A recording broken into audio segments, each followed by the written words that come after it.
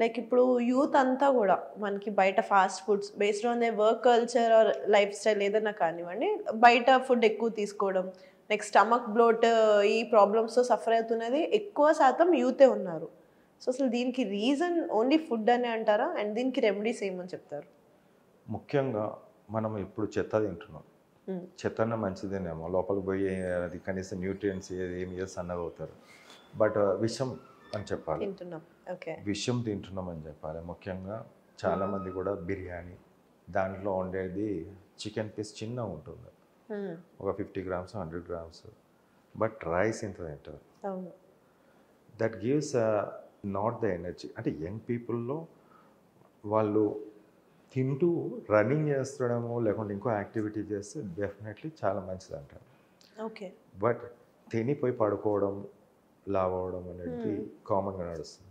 ఇప్పుడు మీరు చూసినట్టయితే రైస్ చాలా మంచిది, దాంట్లో biryani rice is good. Okay.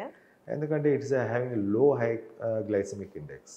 కానీ దాని చుట్టూ వేసే పదార్థాలు, కలరు, ఒక కార్సినోజెన్ అంటే క్యాన్సర్ కాజింగ్ థింగ్. ఓకే.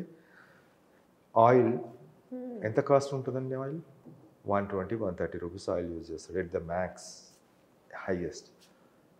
మీరు అదే కోకోనట్ ఆయిల్, గ్రౌండ్నట్ ఆయిల్, ఇంకో sunflower oil, rice brain oil తీసుకుంటే మీరు బయట పట్టించి కళ్ళ ముందు తీసుకుంటే 300 రూపాయలు.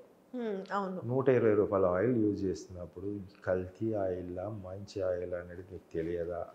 తెలుసు కదా, అర్థమైపోయింది కదా మీకు. ఇప్పుడు యు గో, మీరు వెళ్ళండి పట్టించండి, లేకుంటే కొనండి, పట్టించండి అంటున్నా. పట్టించి తెలుసుకోండి. 300 రూపాయలు ఖర్చు అయ్యేది 350 రూపాయలు ఖర్చు అయ్యే ఆయిల్ నీకు 160కి వస్తున్నాయంటే 120కి వస్తున్నాయంటే కల్తీ ఆయిల్ గాన్. దానివల్ల అన్ని హెల్త్ ప్రాబ్లమ్స్. నేను రెండు చెప్పాను, ఇంకా చాలా ఉంటాయి దాంట్లో. ఇప్పుడు కారం ఉంటుంది, దట్ ఈజ్ ఆల్సో కలర్ వేయడం దాంట్లో అన్ని విధాలుగా జరుగుతుంటాయి. పసుపు కూడా కల్తీ వస్తుంది, అల్లం ఎల్లిగడ్డ కల్తీ వస్తుంది. వాడు 2 రూపాయలు బచాయించుకోనికి నీకు ఇచ్చే 150 రూపాయల biryani is damaging you more. దాంతోపాటు ఈ ఏదైతే మైదా ఉందో, maida is also it's a processed one, chemically processed. అంటే వీటి నుంచి కెమికల్గా ప్రాసెస్ చేసి వచ్చిన ప్రోడక్ట్ అది. దాంట్లో కెమికల్ కానీ కలుస్తాయి, definitely you'll have the problem, constipation రావడం. These all matters. ఇప్పుడు ఎన్ని చెప్పాను, చాలా చెప్పాను. There is no natural things in your food other than the rice. Everything is polluted. ఇప్పుడు మీకు రోగాలు రావంటే ఎట్లా రావు చెప్పండి? సింపుల్గా నేను ఒక బిర్యానీకే చెప్పాను. నేను యూత్ అని అనను, కానీ నన్ను కూడా ఇంక్లూడ్ చేసుకుంటే సార్ ఎలా అంటే, ఇప్పుడు ఈ బిజీ లైఫ్ స్టైల్లో ఉంటే ఉంటాం, పోతే పోతాం, పోయేలోపు నచ్చినవన్నీ తినేయచ్చు కదా అనుకునే మైండ్ సెట్స్లో ఉన్నాం మేమందరం. కానీ ఫ్యాక్ట్స్ తెలుసుకుంటే కొంచెం ఆ మైండ్ సెట్ని కంట్రోల్ చేసుకోవడమే కరెక్ట్ అనిపిస్తుంది. టంగ్ని కంట్రోల్ చేసుకో, రియలైజేషన్ ఇది. అంటే బేసిక్ థింగ్ అంటే పోతే పోతానులే, ఏమవుతాలే అన్నట్టు కాదు.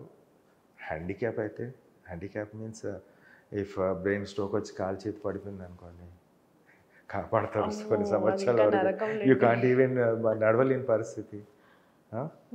అది కూడా ఆలోచించాలి కదా. ఇప్పుడు ఐసైట్ ప్రాబ్లం వచ్చింది, చిన్న ఏజ్లో ఐసైట్, లేకుంటే ఫిట్స్ వచ్చింది, క్లాట్స్ ఫామ్ అయ్యో, రప్చర్ అయ్యో, ఇంకో హార్ట్ అటాక్ వచ్చింది,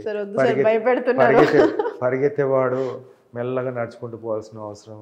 ఇలాంటి ఇప్పుడు ఇంకా చెప్పాలంటే మహిళల్లో పీసీఓడి ప్రాబ్లమ్స్, పిల్లలు కాకపోవడం, ఎక్సెసివ్ బ్లీడింగ్ రావడం, ఇవన్నీ కూడా దీస్ ఆల్ ఇండికేట్స్ ఏంటంటే ఫుడ్ రిలేటెడ్.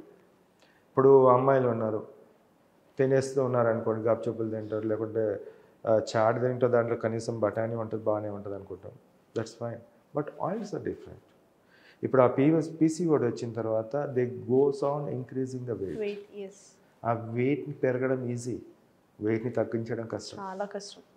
6 నెలలు కష్టపడాల్సి వస్తుంది ఒక 5-6 కిలోలు తగ్గాలంటే. స్టిల్ అక్కడ ఫైట్ చేయాల్సి వస్తుంది, తినకుండా ఆపుకుంటూ అని చేసుకోండి.